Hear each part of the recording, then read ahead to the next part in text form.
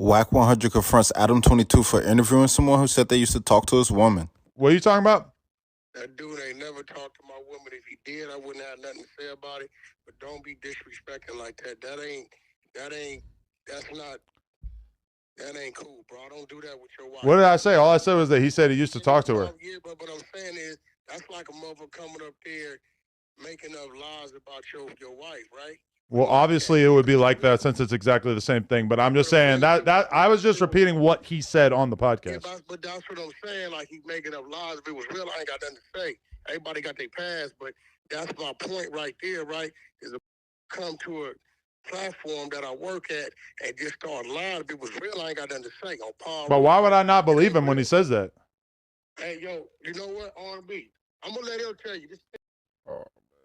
You're talking about y'all used to talk like Adam. It ain't the truth, bro. If it was the truth, I wouldn't have nothing to say, bro. Well, if that's true, then hey, Wack at his wit's end with Adam, bro. For sure, we need to politic that, but that's just what he said. I'm not gonna politic if something gonna happen. I'm telling you, as a man, it's not true, bro. If it was true, I wouldn't have nothing to say, bro. But it's not cool, bro. I respect your wife, bro. Respect my This doesn't have anything to do with mine. But I'm just saying, if he came on the podcast and he said that. Making up shit about yours. But I'm not making up anything about her. I'm just repeating what I was told, which I didn't have any reason to not believe. Really like playing the game like Stan used to talk. It's really playing that game like it's cool, bro. Yeah, that's not. It's not cool, bro. The dead homies. That's not cool, bro. That's not okay. Okay, well, I mean, that's what he told me. I was just saying what he told me. If it's not true, then for sure that's... Yeah, man, so it's looking like, it's crazy, right? Because I tapped into Wack Live earlier. When he touched on these matters, he was, like, real, like, lenient. He was forgiveful of Adam for doing that. And he was just saying how he gonna keep demonstrating what it's like to be a real friend. And hopefully Adam catch on. He understand it's a business, and that's how Adam get down and shit like that. Whatever had you, he was on one. I ain't gonna lie. Wack was like, he was on one, bro. But let's get into this shit. Shout out Political Street Views. Oh my, look, took through the roof. Y'all see we in there. You know what I'm talking about? Y'all see how we done came up. No, that's not my baby. Why isn't that your baby? Look at that baby, Moore. Look at that baby. Bro, we just had Stan G on, and he keeps going, oh, man. So, what was the main purpose on bringing Stan G on, knowing that Mr. 100 is finna... Number one, I am an op lover. Number two, I have whoever on the podcast that I want to have on the podcast. Stan G ruffled some of Wack's feathers. Hit him where it hurt for real, RNB. Yeah, that's Wack's girl, and Stan took it straight there. I did a little research on Stan, and he just might be the oldest teenager on the internet. I thought Jim Jones was bad, but this dude, he's horrible. He's straight out of Memphis and swear he's still pimping. And this was crazy. This ain't even new behavior. Stan been on this same wave for years. He's been on Jerry Springer, Maury, and even Judge Mathis, running the... So what's them, Stan G? What them curls called? He got the curl taper, bruh.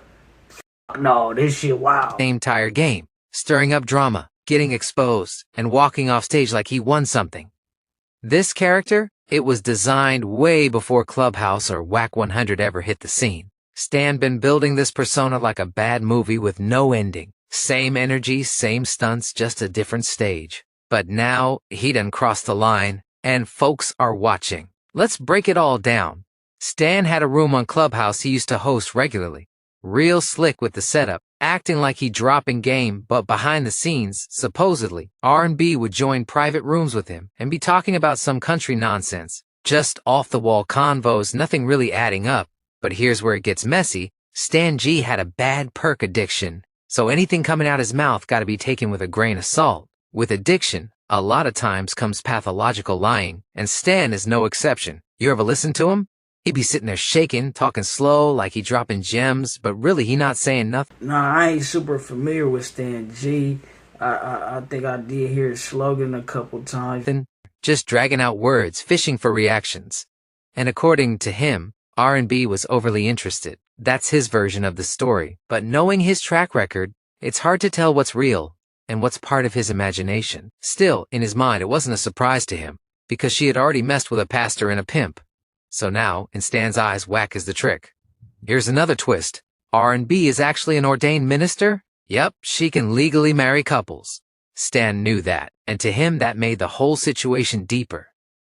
He was inches away from locking her in, at least in his mind, but he just didn't have the funds or the means to level her up. That's where the bitterness comes in. He saw Wack come through with the resources, the spotlight, the energy, and it stung, because for Stan, it wasn't just about her. It was about losing something he thought he had first. Wack know, and he even told me off the muscle back then. It's all entertainment. Now the cold part about it is, right, with Adam doing some shit like interviewing bruh, it's like it make you think like, damn, where they stand. But this ain't his first time doing that. He done had digs up there. It was all entertainment until I spoke about his gal. And me, I don't care about no female. You can speak about my gal. You can speak about whatever situation you want to speak about. But at the same time, I'm not tender.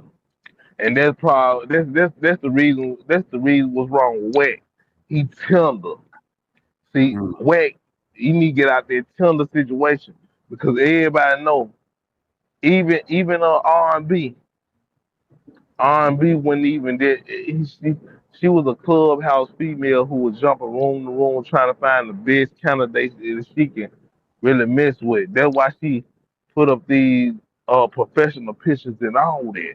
Wack always showed off R&B like a trophy, especially when Adam was around. It was like he wanted Adam to hold her up for the world to see. Check out her body, bro. Walk past, baby. Bend over. All types of wild comments while he was live. And the crazy part is, she would actually... I just can't help but notice, bro. He really giving Adam a pass, knowing that shit had him on fire. Because in the live, right, he was like, whatever. He was saying he respected or whatever, how you... But then he also was saying, you can't really handle shit in the podcast game or industry like you would in the streets. Like he damn near want to get on Adam ass about that, bruh. Do it, no hesitation. And Adam? He'd be sitting there staring like, damn, is that natural? Wack swore up and down it was, probably said it 1,000 times. Everybody with common sense knew he was lying, except Adam. Or maybe Adam did know and just didn't care. He probably just wanted his slice of the pie. Wack. I was gonna ask her that. Surprise. Yeah, I know. Yeah, R&B is the newest host on No Jumper. Oh, that's great. Yeah. We're going to have her in here every day. That's great. And she's going to come home with me, too. That's great. Okay. The whole dynamic was off. Wack was showcasing her like a new Benz, not a woman. Now here's the real flex. Wack did something for her that changed the game. He got her body and her teeth done. Real upgrades. And I'ma keep it real. She went from a Mississippi 6 to a Cali 10. That's facts. You could see the confidence shift, the way she carried herself, how folks looked at her now compared to before. But it wasn't all smooth. She almost died on the operating table trying to get that body right. Yeah, she looked at it a little different, bro. She looked different, I ain't gonna lie to you. But he say she almost died on the op table, bro. Right. That's the part they don't brag about. The behind-the-scenes pain that came with the perfection. While Wack was parading her around on live, talking spicy, flexing for Adam and whoever else was watching, she had already fought for her life just to play that role. And that's what makes this whole situation even crazier. R&B is from Greenville, Mississippi, a small town just a few hours outside Jackson, with a population of about 28,000. Her chances of meeting Wack on Clubhouse and moving out west were like hitting the lottery. Literally. Coming from a place like Greenville, and making it in the entertainment world out west is rare. Now, if Stan G contributed even a tiny bit in the streets, that would still be more than Wack has ever done in that area. But what Wack did do was take Southern Sweets, the family brand of her people, and turn it into a company as his I'm sorry gift. He created something official out of it. R&B nearly lost her life on the operating table overseas. Hey, bro, like political street news got hella details, bro. Where you get these deets? And that scared her people to death. It had them looking at Wack all kinds of ways, questioning how he let that happen. That's when Wack moved them and the Southern Sweets brand out to the west as a peace offering and to rebuild everything. From a small-town Mississippi girl to building a new life and business out to the West, the journey was wild, and the stakes were high. Not the same vagina. That doesn't mean we're not sisters. But were you created by the same sperm? Because that's the other way that you could be half sisters. Really? Yes. Same dude? Yes. What's his name?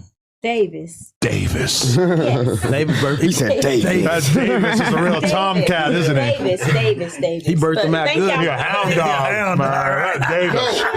Davis, you a nasty one. Sweets in the building. No, so today I had to do this because he tried to bring a no jumper cake. Smoother, you'd have been just in and out. It wouldn't have been that Southern big. Sweets, Melrose, across the street from Desto Doug's.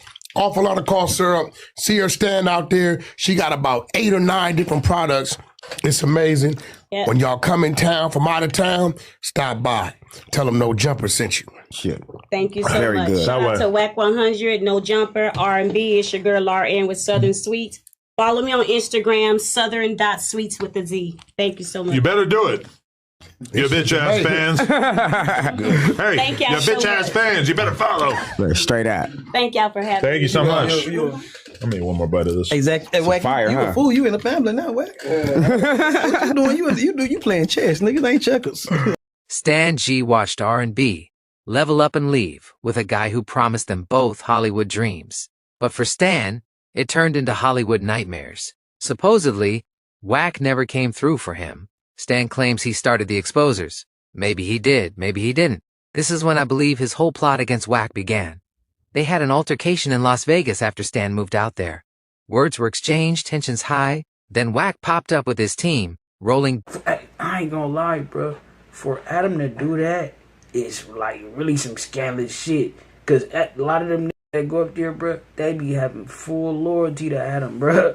Especially like Wack in particularly. I know like if somebody tried to do something to Adam in front of Wack could jump out there, bro, or have his team, whatever. So it's like I wonder why would you do some shit like this, Adam? It ain't. I mean, I guess it's for the sake of the business, but like I wasn't even hella privy to these matters.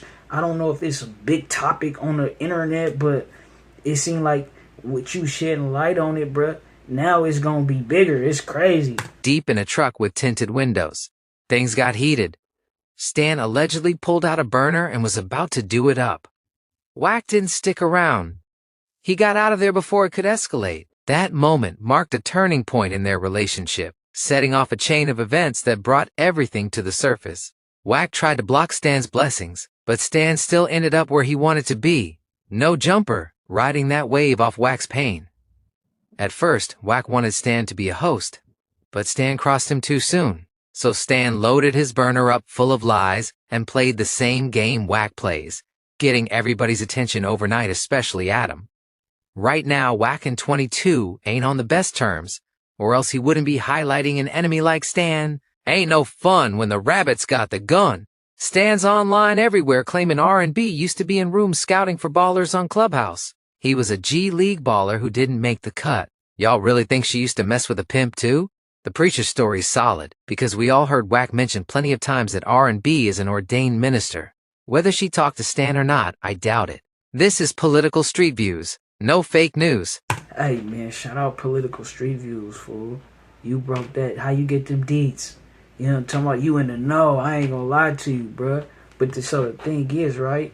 I got a couple theories as to why I think Adam could be doing some shit like this.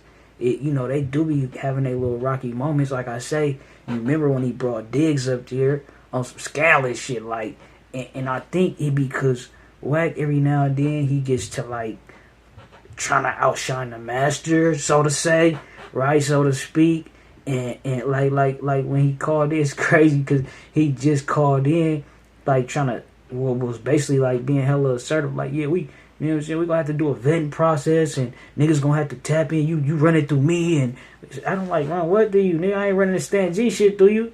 Yeah, he up here, you know what I'm talking about? Like, so I think that'd be Adam thing, you know, like, let me show blood who's boss or whatever have you. Then I ain't gonna lie, like the narrative about Wack100, you know, just being whatever, you know, talk like, just, I don't know, like, it's a lot of people that oppose him and what he be talking about and his tactics, antics, whatever you want to call it.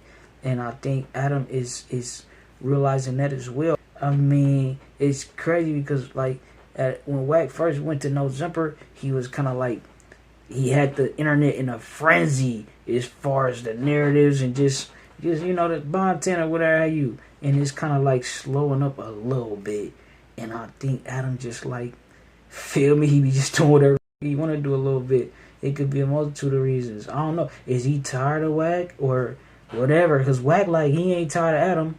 Like, man, I'll be back. That's bro. You know what I'm talking about? What y'all think, like, though, is the reason why Adam is doing this shit? I want to hear somebody really break it down, bro. Because I be having the little theories and shit, but I want to hear some other theories. Y'all niggas let me know in the comment section, bro. Playing with that paper, ho. Nigga need that yaker, need it now and not later, ho. Say ho, you can't be playing with that paper, ho. Nigga need that yaker, need it now and not later, ho. Say ho, you can't be playing with that paper, ho. Nigga need that yaker, need it now and not later, ho. Hey, I need that cheese like a grater, ho. Don't play me like no simp, cause I never Captain Saber, ho.